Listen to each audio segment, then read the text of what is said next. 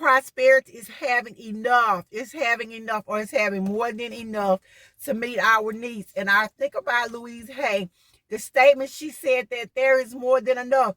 She said, if you'll think about going to the ocean and looking out at the vastness of the ocean, she says it doesn't matter what you take. You can take a bucket, you can take a pipeline, or you can take a little teacup. It does not matter. When you go to that ocean, you're not going to run out of water.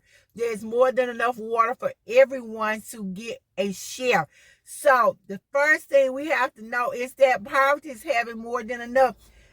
You don't have to think, hey, somebody else is here, that means I'm not going to get my share. I'm not going to get what I need. Yes, you can have it. You can get it, because this world is packed full of prosperity. There is more than enough. So you don't have to get skittish. I can remember thinking one time that, if somebody else found out about this, if they got this money, then maybe that'll cut into what I'm getting. But that's not true, because there is more than enough wealth in this world for all of us to have some. So the first thing we need to do is shift from that mindset of poverty, shift from thinking that there is not enough for you. There is more than enough. There is plenty. You can make it, you can have it, and you can do it. Second thing I want to talk to us about, we need to make sure that we are monitoring our credit. Credit. If you're like me, you grew up in one of those households years ago when they taught you to avoid credit.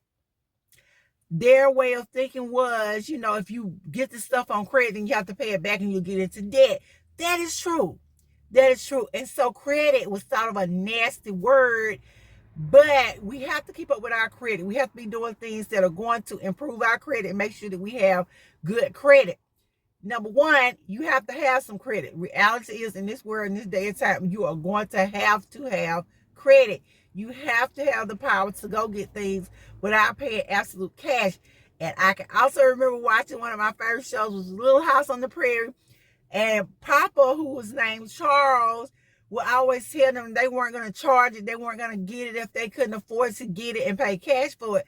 At that time, that was a great way of thinking. But today, I mean, let's be real. How many of us can just walk in somewhere and to the car lot and say, well, I'll just pay cash for this $100-some-thousand car, that $200-some-thousand car? You have to have some credit. So credit is not bad. Not all credit. It's just when you get too much and you can't afford to pay for it and you don't know how to manage your money, that credit becomes not the best thing for you, because it's not bad. Credit is not the enemy.